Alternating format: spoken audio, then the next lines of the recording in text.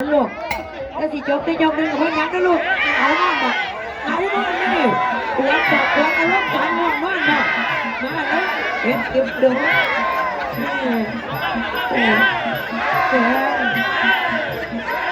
พิเศษจิ๋วอุกโกมา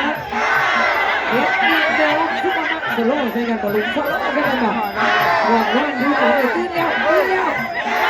เพ็รนมถึงได้ที่ตื่นแล้วหรือว่าอุกโกมาอันนั้นเดือดร้อนเลยสุดยอดเลยอันนี้ท้องแล้วนี่ไก่หน่อยตีแบบพี่น้องไก่หน่อยตีแบบ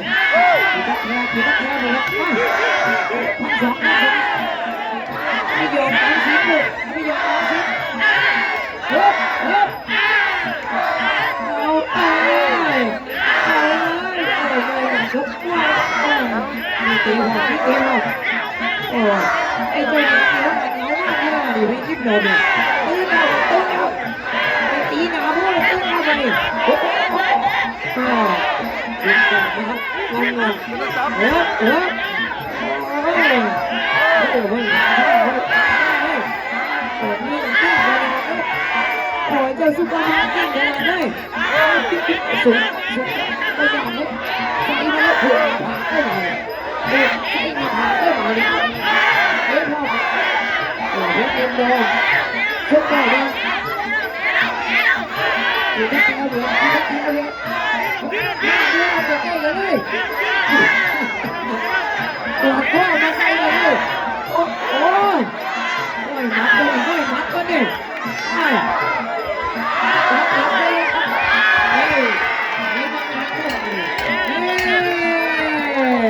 รอดไปหนึ่งยกครับนะคะแนนไอ้เป็นไหนระวังนะตีซ่าเลยไอ้เจ้าเดียงนี่ว่าไงเหงาด้วยนี่หายเลยสิว่านี่มันเป็นไงเราไปเจอมัดกันแล้วกันเพื่อนเก่าเนี่ยมันเลี้ยงได้หมดตีกันเลยย่างเดียวคือไม่ที่ขนาดเหงามันจะซื้อเลยนี่กันเนี่ยนี่คือเพชรดินโดมสิทธิ์พลังบนน้ำเงินซุปเปอร์มาร์ทสายฟ้า1,200ต่อจากคู่นี้ก็ตะวันที่กับโจ๊กนะครับตะวันที่กระโดดโจ๊กเสร็จแล้วก็ไปโรเบิร์ตกับเพชรพันล้านแล้วก็เข้าสู่3คู่สำคัญเลยตามนั้นนะครับซื้อหรือยังลูกซื้อหรือยังผมแนวน้อยขนาดนี้โรเบิร์ตกับเพชรพันล้านแล้วก็เก็บรางวัลพิเศษมาได้ยกสองลูกไม่ต้องบอกยากเลยรุ่นนี้รุ่นแย่ตายแล้วดิเปิดมายกสองเอ็กซ์เตียนดองซุปเปอร์มาเป็นเต้หน้าคนได้พี่น้องได้ดินะเป็นเต้หน้าคนได้ดิ1,200อยากจะปลูกออมสินนะเชียร์ลูกหลานนะครับเด็กเด็กอีกโดนนะซุปเปอร์มาขอเพียงมาโอ้ยมันถึงมันก็ตามไปโอ้ยอันจะผ่านได้หรอนอกอิสระแล้วดิโอ้โหไหนแต่สิโน่ก็ไหนนะนี่นวลกันเลย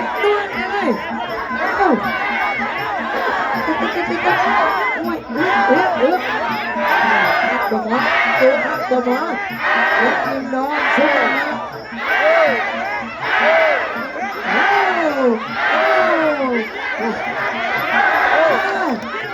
โอ้ยเดียวนะ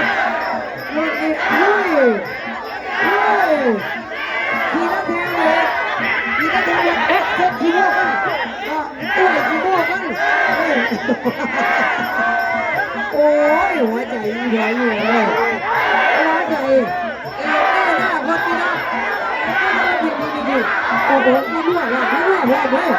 เด็กมีบอลซุปเปอร์นะเอาตัวนั่งแล้วเอากรรมการนั่งเพื่อเอากรรมการเชื่อลูกหลานโอ้ยบอลไทยคือแท แต่เห็นนี่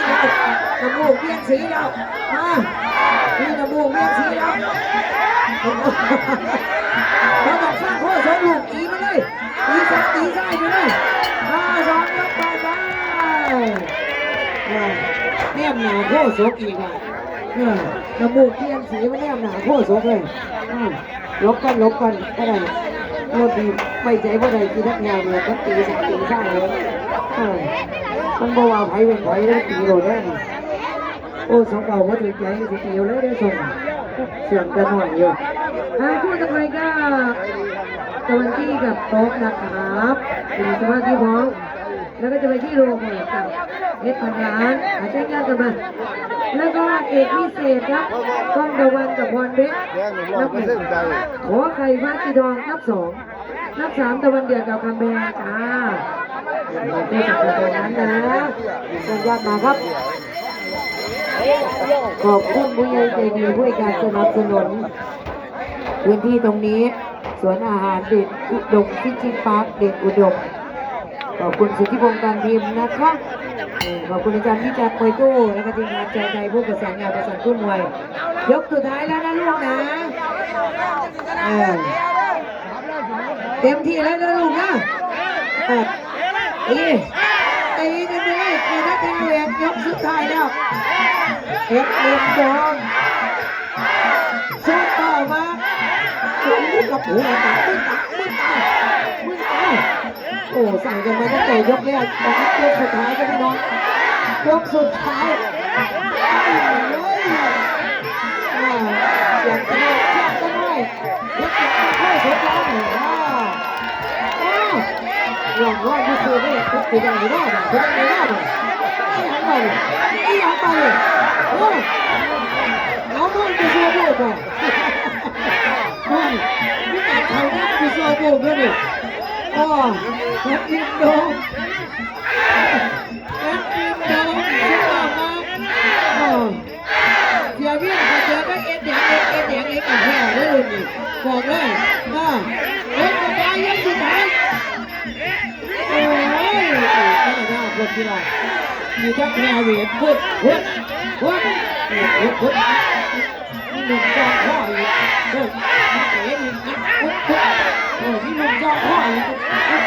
ไอ้สิพ่อว่าไหนมันเป็นอย่างนั้น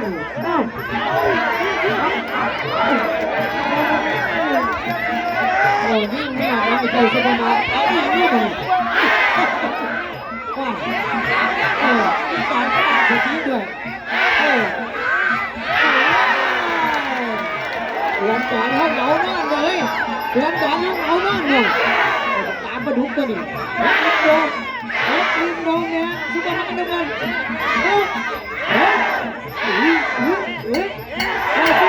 ชุดตายพอจบแล้วลูกจบเลยลูก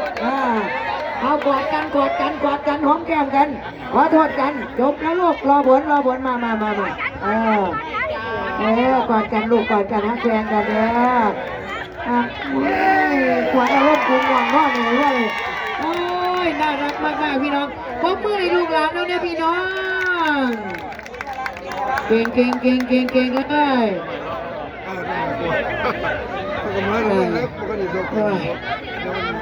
เอาว่าจ้างกระดาษเหนียวนอนตีนกันได้ตีไส้เลย